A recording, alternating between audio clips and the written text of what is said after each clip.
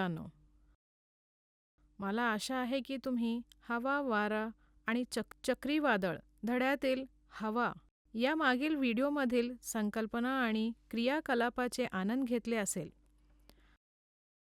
आजच्या व्हिडिओमध्ये आपण वारे आणि चक्रीवादळ याविषयी सर्व काही जाणून घेणार आहेत. शिकवण्याची उद्देशे. या व्हिडिओमध्ये आम्ही अशा मुद्द्यांवर विशेष लक्ष केंद्रित करणार आहोत. विषुववृत्त आणि ध्रुव दरम्यान असमान गरम, वारा पृथ्वीवर असमान उष्णता, ॲनिमोमीटर बनवणे.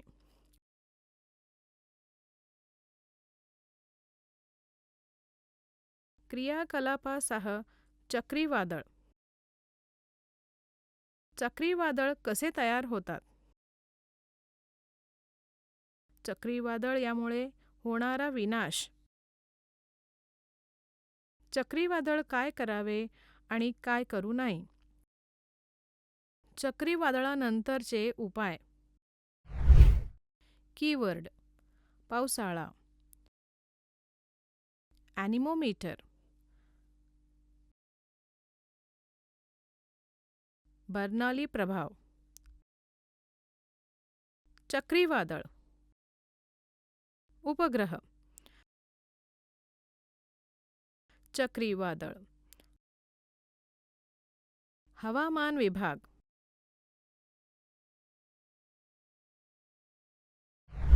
संकल्पना नकाशा.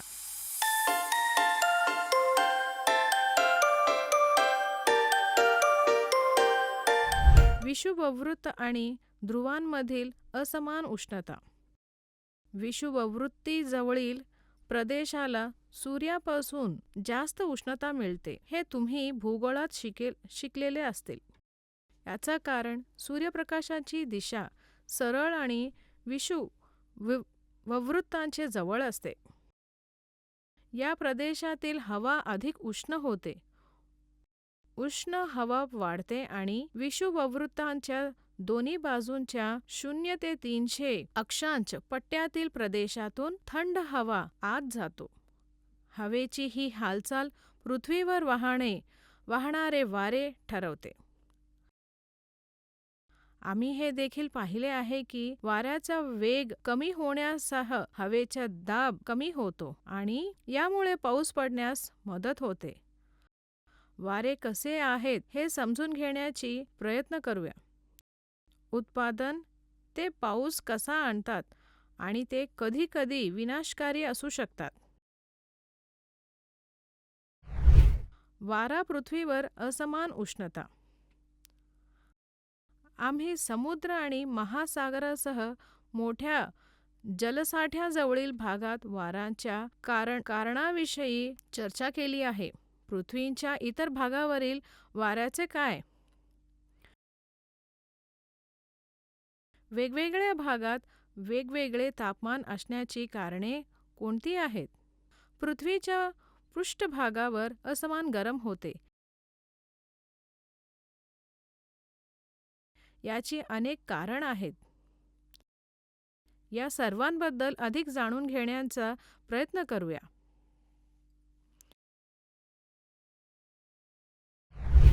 जमीन आणि पाणी असमान गरम करणे. समुद्रांच्या वाऱ्यांबद्दल आणि जमिनीच्या वाऱ्यांबद्दल तुम्ही वाचलं असेल. उन्हाळ्यात विषुववृत्तीजवळ जमीन वेगाने गरम होते. जमिनीवरील हवा गरम होऊन वर येते. यामुळे वारा महासागरातून जमिनीकडे वाहतात. हे मान्सूनचे वारे आहेत. हे जून ते सप्टेंबर पर्यंत नेहमीचेच असते. वाऱ्याचे प्रवाहाची दिशा साधारणपणे डिसेंबर ते मार्चच्या सुरुवातीच्या महिन्यातील उलटली. समुद्र अधिक हळूहळू थंड झाल्यामुळे वारा जमिनीवरून समुद्रांकडे वाहतो. महासागरातून येणारे वारे पाणी वाहून पाऊस आणतात. आपल्या देशातील शेतकरी त्यांच्या कापणीसाठी प्रामुख्याने पावसावर अवलंबून असतात. वेगवान वाऱ्यापासूनही आपण ऊर्जा निर्माण करू शकतो. अशा प्रकारे आपण आपल्या जीवनात वाऱ्याची उपयुक्तता पाहू शकतो. ॲनिमोमीटरचे मदतीने आपण वाऱ्याचे वेग तपासू शकतो.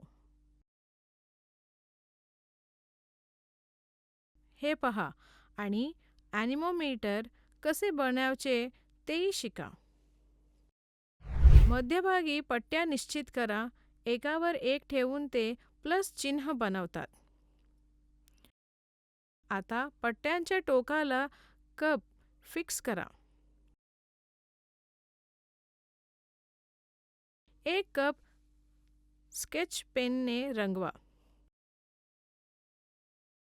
सर्व 4 कप एकाच दिशेने तोंड करावे. पट्ट्यांच्या मध्यभागी एक पिन दाबा आणि धारदार पेन्सिलच्याने पट्ट्या जोडा.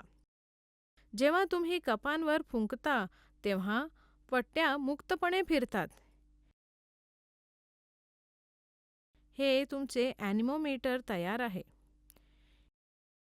1 मिनिटासाठी रोटेशनाची संख्या मोजल्याने तुम्हाला वाऱ्याचे वेगाचे अंदाज येईल. वाऱ्याचा वेग हवेच्या दाबावर अवलंबून असते. उपक्रमातून समजून घेऊया.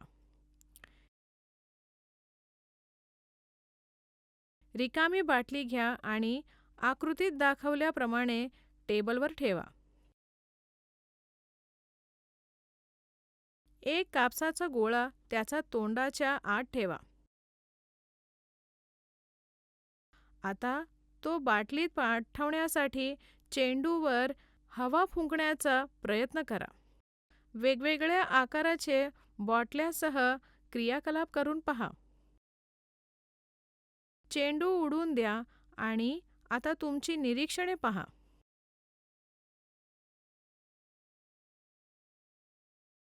एक फनेल आणि बॉल घ्या आणि ठेवा. तुमच्या तोंडात फनेलमध्ये ठेवा. फनेलमधून हवा उडवा आणि फनेलमधून बॉल बाहेर पाठवण्याचा प्रयत्न करा. काय होते? चेंडू बाहेर पाठवण्यात तुम्ही यशस्वी झालात का? बर्नौली इफेक्ट एअर फ्लोचे उदाहरण काय आहे? आणि मग बॉल आपल्या हातावर ठेवा आणि फनेल बॉलवर ठेवा. आता फनेलमध्ये जोराने हवा उडवा आणि फनेलमधून बॉल बाहेर काढण्याचा प्रयत्न करा. हवा उडवत असताना आपला हात काढा. तुम्ही काय पाहिले? काय होते? हवेचा प्रवाह दाखवण्यासाठी एक क्रियाकलाप पाहूया. हवेचा प्रवाह. एक मोठी प्लास्टिकची बाटली आणि 2 छिद्रे असलेले रबर कॉर्क घ्या जो त्याच्या तोंडात घट्ट बसेल. तसेच 2 काचेच्या नळ्या घ्या. तिसरा, एक काचेच्या नळीच्या खालच्या टोकाला रंगीत फुगा बांधा. चौथा, कॉर्कच्या 2 छिद्रांमध्ये काचेच्या नळ्या घाला. काचेच्या नळ्या छिद्रांमध्ये घट्ट बसल्या पाहिजेत.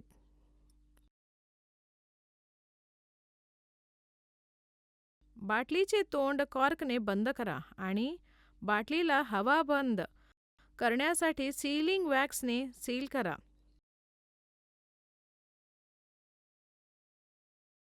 सहावा, फुगा बाटलीच्या आत असावा.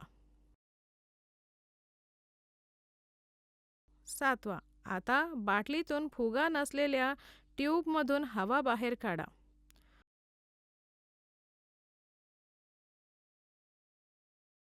फुग्याचे काय होते? वाऱ्यामुळे नुकसान होते का? कसे ते पाहूया. सायक्लोन हा शब्द तुम्हाला कदाचित परिचित असेल. मे, जून किंवा ऑक्टोबर, नोव्हेंबर या महिन्यात त्यांच्याबद्दल अहवाल वर्तमानपत्रात, टीव्ही,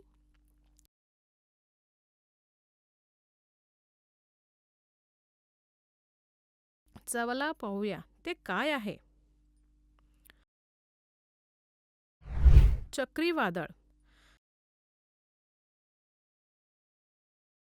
चक्रीवादळ हे पृथ्वीवरील हिंसक वादळांचे एक प्रकार आहे. लोक या वादळांना टायफून, चक्रीवादळ इत्यादी नावांनी हाक मारतात. ते कुठे येतात यावर अवलंबून आहे.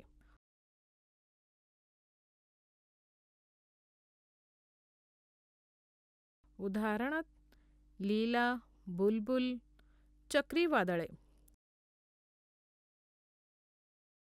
खालील कृतीद्वारे चक्रीवादळांची घटना समजून घेण्याचा प्रयत्न करूया. क्रियाकलाप. पहिला, पाणी आणि 2 पेंढा असलेला ग्लास घ्या. दुसरा, एक पेंढा पाण्यात आणि दुसरा आडव्या दिशेने ठेवा आणि आडव्या पेंढ्यामधून फुंका. तुम्ही पाण्यात काही बदल पाहिले आहेत का? तुम्ही काय निरीक्षण करता? पेंढ्यातून पाण्याचे फवारे का बाहेर पडतात? आपण असे म्हणू शकतो की जेव्हा तुम्ही पेंढ्यांवर फुंकर मारता तेव्हा कमी दाबाने पाणी बाहेर येते, जे पेंढ्यांच्या आत तयार होते. त्यामुळे उच्च दाबामुळे काचेचे पाणी पेंढ्यांपर्यंतच पोहोचते.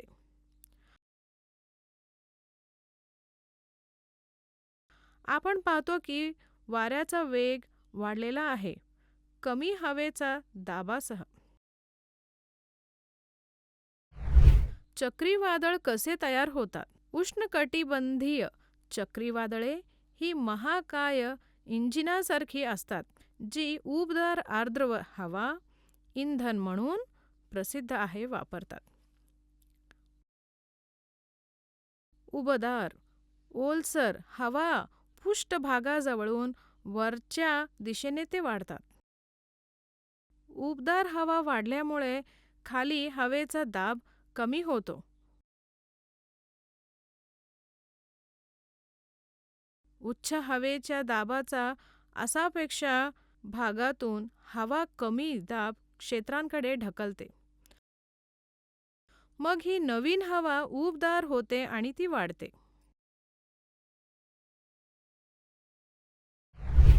जसजशी उबदार हवा वाढत राहते तसतशी सभोवतालची हवा तिची जागा घेण्यासाठी आत जाते आणि समुद्राच्या पृष्ठभागावरील पाणी देखील हवेसह वर येते. जशी उबदार आर्द्र हवा वाढते आणि थंड होते तसे तसे हवेतील पाणी ढग बनते. ढग आणि वाऱ्यांची संपूर्ण व्यवस्था समुद्राच्या उष्णतेने आणि पृष्ठभागावरून बाष्पीभवन होत असलेल्या पाण्यामुळे फिरते आणि वाढते. प्रतिमामध्ये दर्शविलेल्या उपग्रहांचा प्रकार आपल्याला चक्रीवादळांच्या मार्गांचा अंदाज लावण्यास काही प्रमाणात मदत करतो. चक्रीवादळामुळे होणारा विनाश. चक्रीवादळ खूप विनाशकारी असू शकतात. चक्रीवादळांच्या मुख्य प्रभावांमध्ये मुसळधार पाऊस आणि जोरदार वारा याचा समावेश होतो.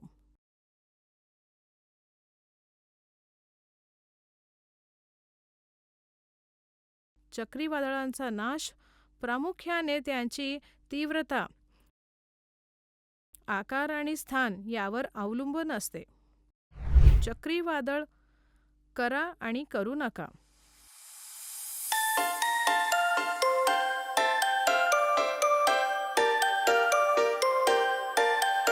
चक्रीवादळ नंतरच्या उपायांवर एक नजर टाका.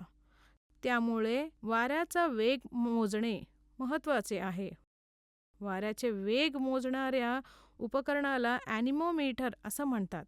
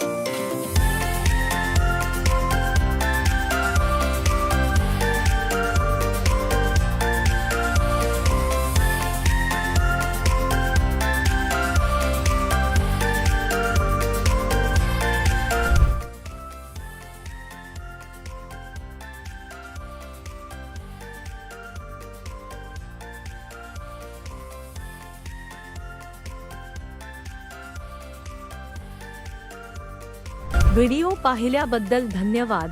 अधिक व्हिडिओ मिळविण्यासाठी, अधिक ज्ञानासाठी लाईक करा, शेअर करा आणि सबस्क्राईब करा. बाय मुलांनो, पुढच्या व्हिडिओमध्ये भेटूया.